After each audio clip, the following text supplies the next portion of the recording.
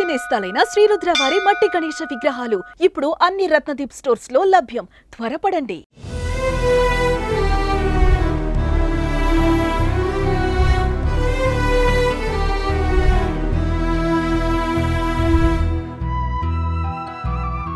Welcome to Suman TV.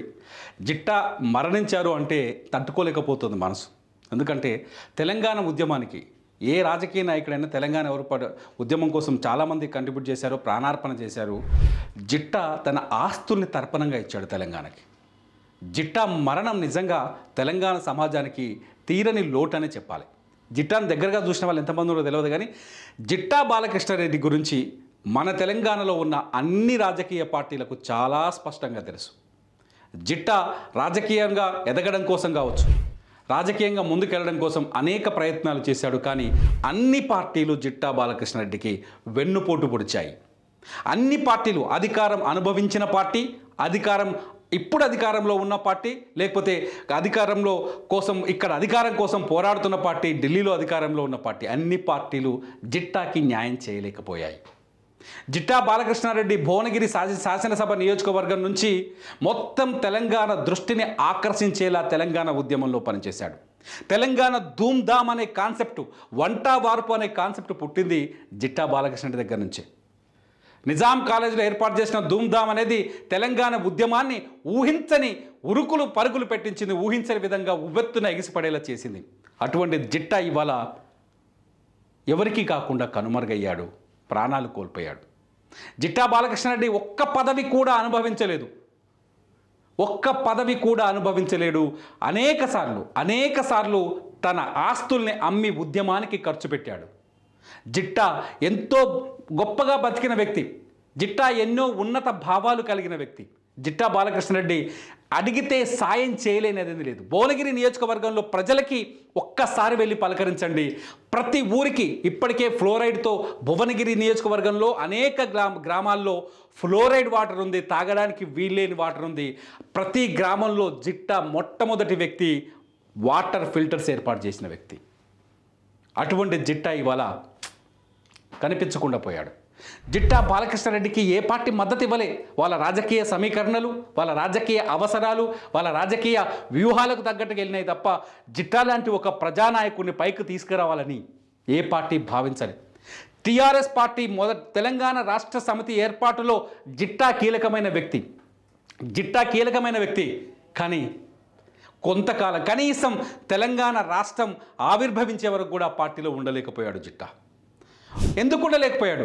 పోటీదారులను పెంచడం, party వ్యూహాలు మారిపోవడం, జిట్టాకి సరైన ప్రాధాన్యత ఇవ్వకపోవడం. సీరియస్లీ ఇక్కడ టీఆర్ఎస్ కూడా ఆలోచించుకోవాల్సిన అవసరం ఉంది. అప్పటి టీఆర్ఎస్, ఇప్పటి బీఆర్ఎస్. నిజంగా జిట్టా లాంటి వ్యక్తిని కోల్పోవడం ఆ పార్టీకి కూడా నష్టమే. కాంగ్రెస్లోకి వచ్చాడు జిట్టా, ఉండలేకపోయాడు. తెలంగాణ రాష్ట్రం అవతరించిన తర్వాత అనేక పార్టీలకు వచ్చాడు. గతంలో వైఎస్ఆర్సీపీకి కూడా పోయాడు.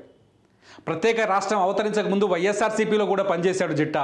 కానీ ఆంధ్ర పార్టీ అనుకున్నారు తెలంగాణ ప్రజలు, అందుకే వాటి నుంచి బయటికి రావాల్సి వచ్చింది. ఆ తర్వాత యువజన తెలంగాణని సొంత పార్టీ పెట్టుకున్నాడు. దాంతో కొంతకాలం పోరాటం చేశాడు. ఆ పార్టీని తీసుకొచ్చి బీజేపీలో కలిపాడు. ఆ పార్టీ బీజేపీలో విలీనం అయిపోయింది. జిట్టా బయటకు వచ్చాడు, మళ్ళీ కాంగ్రెస్కి వెళ్ళాడు, మళ్ళీ బీజేపీ తిరిగాడు. జిట్టా నిర్ణయాలు కూడా కొంత అటు ఇటు వేగం కనిపించింది. ఎందుకంటే ఎవరు సాగ్దారి ఇయ్యలే, ఎవరు సపోర్ట్ చేయలే.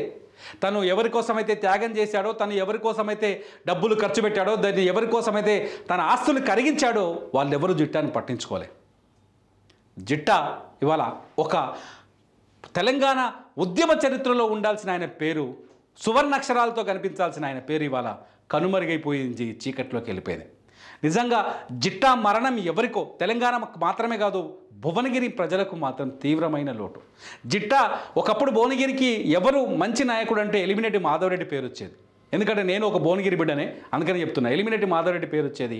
ఎలిమినేటి మాధవరెడ్డి తర్వాత అంత ప్రజల్లో చరిష్మా ఉన్న నాయకుడు, భువనగిరి పట్ల అంత ప్రేమ ఉన్న నాయకుడు ఎవరంటే ఒక జిట్టా మాత్రమే కనిపించేవాడు.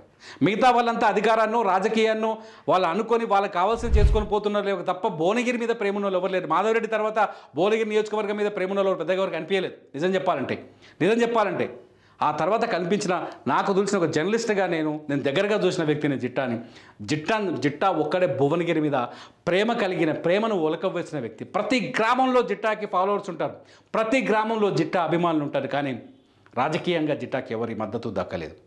ఇవాళ జిట్టా బాలకృష్ణారెడ్డి ఆయన పేరు, జిట్టా చనిపోవడాన్ని జీర్ణించుకోలేని పరిస్థితి. దయచేసి జిట్టాకి కనీసం మనస్ఫూర్తిగా నివాళి అయినా తెలపండి. జిట్టా మరణాన్ని కనీసం ఈ తెలంగాణ ప్రజలు గుర్తుంచుకునేలా చేయండి. ఇదొక్కటే నా రిక్వెస్ట్. ఒక జర్నలిస్ట్గా జిట్టాని దగ్గరగా చూసిన వ్యక్తిగా చెప్తున్నాను. కనీసం మనస్ఫూర్తిగా నివాళి తెలపండి. చూస్తూనే ఉండండి సుమన్ టీవీ.